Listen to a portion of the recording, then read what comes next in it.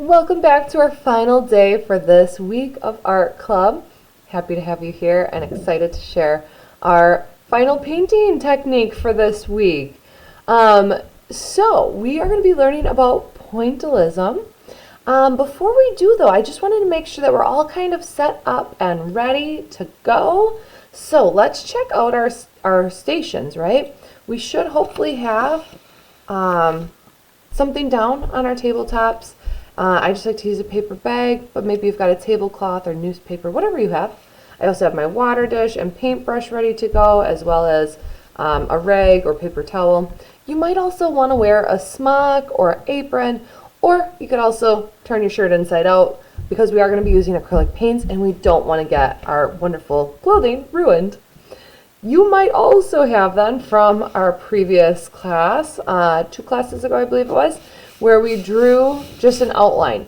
Our goal is to have something drawn just sort of like a coloring book page. So really nice and big, lots of space in between to fill it in with this painting technique that we're going to be learning today.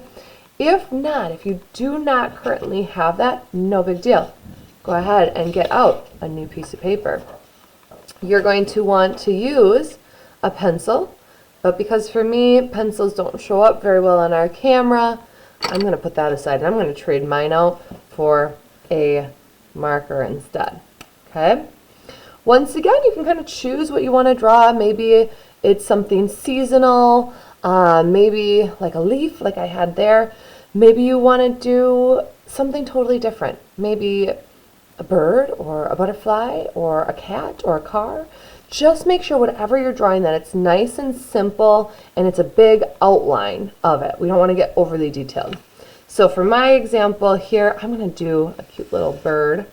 So here's its beak and its head. I'm going to draw one of the wings on this side first, and then its body as well. It becomes like that and like this. And then some cute little feet. My marker is kind of drying out here. That's okay. We'll get it just enough so that we can see for the video.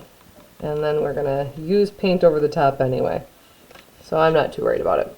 Maybe I give my birdie an eyeball. Something like that. Could even color in if I wanted to.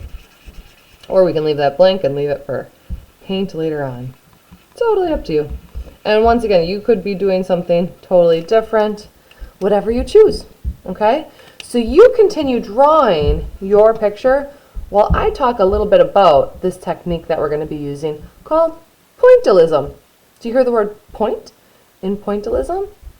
It's going to come into play. So pointillism, here we go. That opened up, and what you're seeing here on the screen, this is pointillism.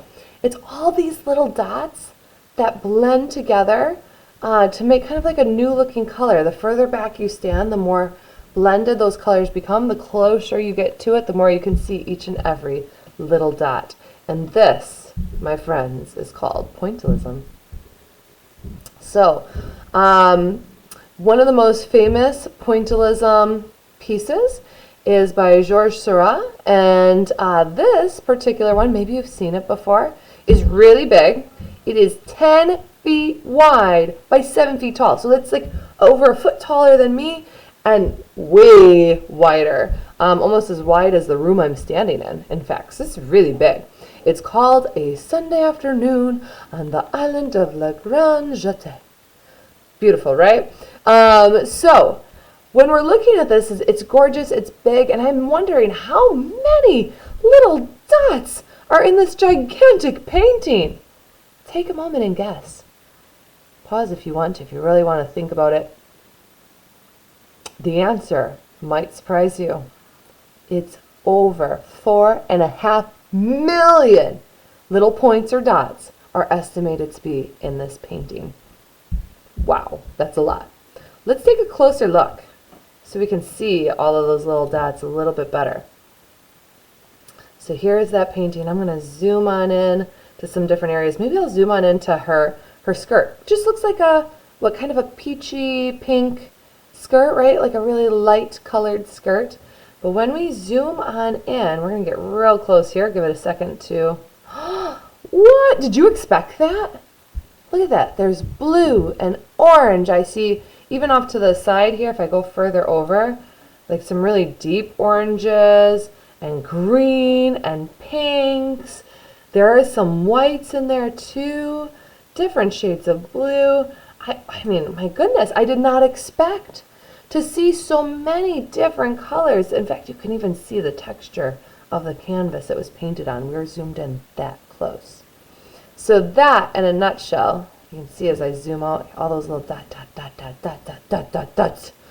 So many of them. That, in a nutshell, is what pointillism is. Let's just take a quick look at a few other examples here.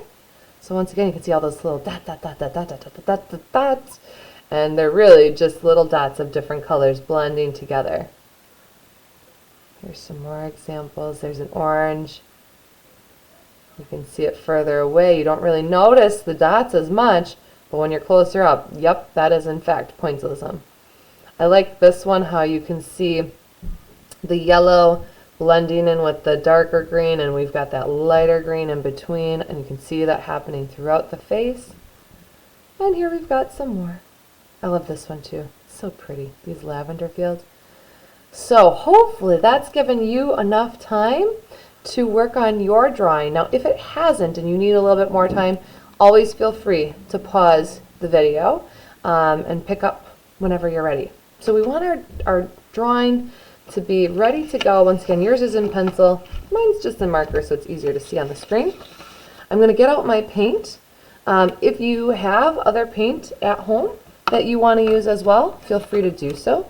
Otherwise, we're just going to want to put one color of paint in each of these little sections. You can see I've already kind of got that started. So I think I do need a little bit more green though. I did run out of that, so I'll put a little bit more green in this one here. I know that these look really messy, but this is actually still just dried on. So I like to clean them over the weekends. Otherwise, it's just constantly cleaning, you can imagine, with all these art classes. So this is going to be fun. Normally, when we use a paintbrush, we use this end, don't we? And you can use that end for pointillism. But a trick that I found that I think works really well is to flip that paintbrush over and to use this end of it. Okay, so we're using the back end of our paintbrush instead. Now, if your back end of your paintbrush is really teeny tiny, you could also switch over and use like the back end of a pen or maybe a pencil where the eraser is kind of gone anyway. Or even with the eraser, it actually works just fine. Well, the eraser might not work well after you put paint on it, but you know, whatever. It'll work well for the project. So feel free to play around with different sizes of points for yours, but I do want to show you first with the paintbrush. I'm going to start with the blue. I think that'll show up a little bit better. So I've loaded my paintbrush with some blue paint, and I'm just going to go dot, dot, dot, dot. As I need to, I load up with more paint and dot, dot, dot, dot. And I could fill in this whole section however much I want. And of course, I can also be blending in different colors. Maybe I bring some green into this section too. And because we don't want this video to be, you know, an hour long, I'm going to just switch on over to one that I already have started. So you can kind of see the progress made. So you can see I continued with the small dots here. I had used magenta and orange there. And I then used the bigger one. I used this one actually for the wing. So feel free to even incorporate different sizes throughout. Maybe I want to use this bigger one again. I'll show you guys that on the feet here. So dot, dot, dot, dot. It's kind of nice using that bigger one because it fills in the space quicker, as you can imagine, right, than the smaller dots. So I don't have to use as many dots when I use a bigger one. There we go, get both of those cute little birdie feet filled on in. And once again, if you want to have some fun with mixing some colors, you notice in the painting, it wasn't like, oh, pink, you can only use pink there. Nah, feel free to add in some surprise colors too for those really neat blending things that happen, that little eye trickery, especially as we get further away. It really seems to blend together. When we're close up, we can see all of those dots. Now I can't get it too far away there, but if I stand further back like this, you can see that it starts to do that trickery where it really blends together. Whereas in real life we can see it's really just a bunch of little tiny beautiful dots. I hope that you enjoy. Don't forget to add your work to the Hall of Fame to share it with all of us, and I cannot wait to see what you create. We'll see you next time.